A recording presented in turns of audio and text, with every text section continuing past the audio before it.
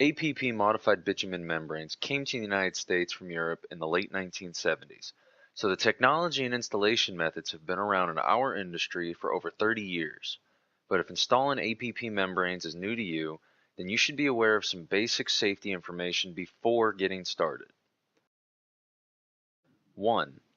Do not install APP torch grade membranes without careful review and implementation of all applicable safety and fire watch requirements.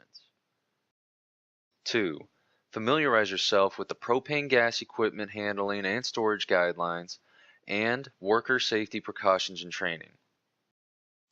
3. You must remember that installation of a roof system is a construction process, and as with any construction process, safety is a key element.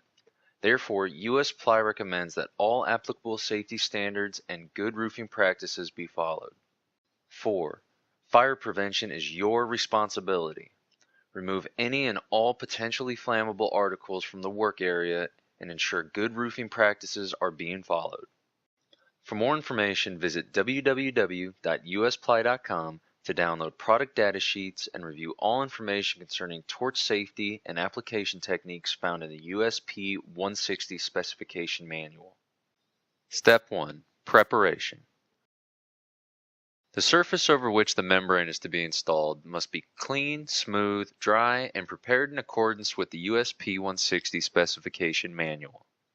Suitable torching substrates are prime structural concrete, self-adhered, mechanically fastened, or asphalt-adhered base sheets or ply sheets, and gypsum cover boards such as Densdeck Prime or Secure Rock. Substrates that are not suitable for torching are insulation boards such as polyisocyanurate, perlite, or wood fiber, fresh asphalt glazes or flood coats, areas with solvent-based cold adhesives or mastics, or any other flammable substrate such as wood, plywood, or oriented strand board. APP membranes must not be applied during adverse weather or without precautionary measures in temperatures below 45 degrees Fahrenheit. You should also reference the cold weather precautions section of the USP 160 specification manual. For slopes less than 3 inches per foot, install cap sheet perpendicular to the slope. For slopes 3 inches per foot and over, APP torch grade membrane should run vertically or parallel to the roof slope. All laps must be parallel or perpendicular to the slope of the roof so that water is never running against the lap edge. Step 2. Using the propane torch. Closely read, understand, and follow all information in the torch equipment operation manual for safe torch ignition. Only proceed after verifying that the torch equipment is properly connected and that the hoses are in good working condition. Check all fittings and other equipment for leakage by using soapy water to detect gas leaks. Never use a flame to check fittings or other equipment for leaks. When igniting the torch, make sure the torch valve is open to its lowest possible setting and the trigger is not engaged. While older models require the use of a spark striker, the striker must be held at a safe distance in front of the torch head. Step 3. Roll alignment. After removing the tape from the roll, the coiled membrane must be unrolled approximately 10 feet, aligned, and then re-rolled to apply.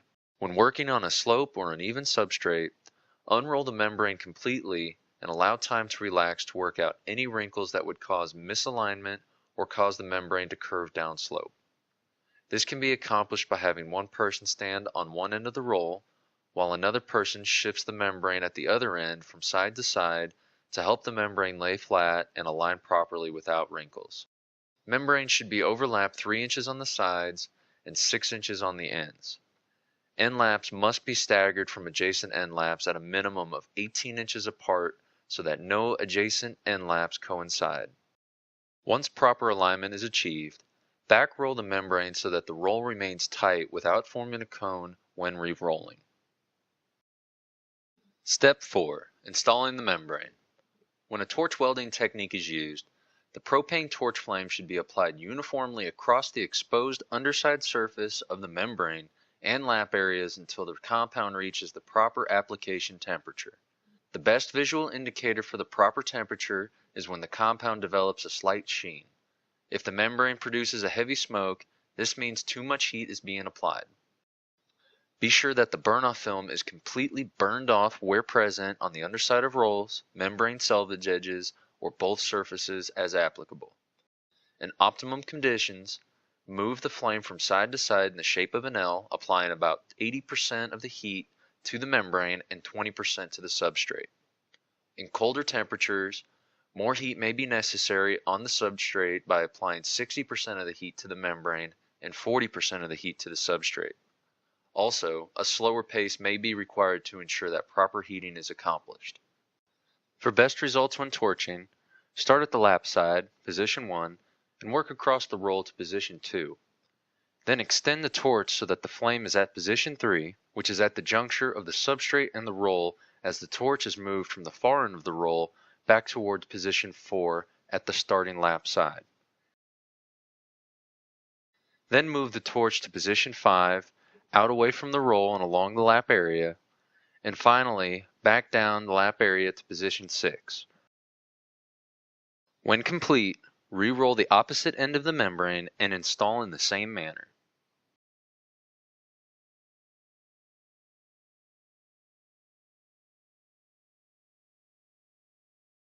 Step 5. Obtaining compound flow out. As the membrane is heated, slowly unroll as the torch returns to the lap side or position 6, and continue repeating this cycle to ensure proper adhesion. A minimum of 3/8 of an inch compound flow out must be obtained at all seam areas. To ensure the proper 3/8 of an inch of compound at the lap seam areas, a weighted roller may be used. Roller application should follow behind the torch no less than 3 feet and no more than 4 feet away to ensure that the membrane will be at the proper temperature to produce the proper flow out. Walking in the seam is also acceptable. Do not exceed a maximum of 1 inch compound flow out as this indicates overheating. Step 6. Troweling a seam. Check all seams for full and uniform adhesion.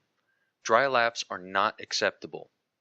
Unadhered areas or dry laps must be lifted with a heated trowel and resealed by lightly torching the seam area. Press or roll seam to achieve a minimum of 3/8 of an inch compound flow out of bitumen. If on a mineral surface, do not attempt to move the trowel laterally while applying pressure as the granules may become displaced.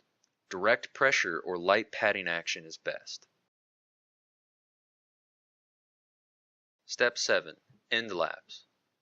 When forming an end lap, make sure that there is sufficient material to form it. A minimum of 6 inches is required. First, cut the corner of the underlying membrane at a 45-degree angle to prevent a buildup of excess material at the adjacent lap intersection. Next, laps and other seams formed over granulated surfaces require preheating of the top surface of the underlying granulated surfaced membrane. Heat the top side of this membrane to a point where the granules just begin to sink in and the bitumen compound comes up between the granules, ensuring proper seam construction and adhesion.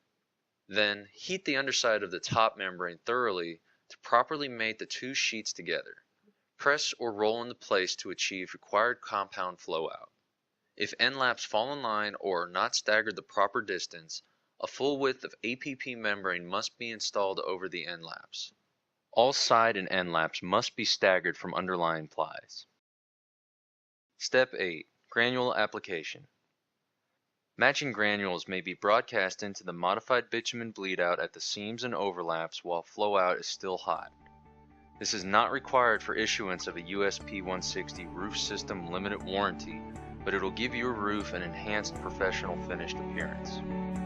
This now completes your membrane installation. For more information and other training demonstrations, please visit us at www.usply.com.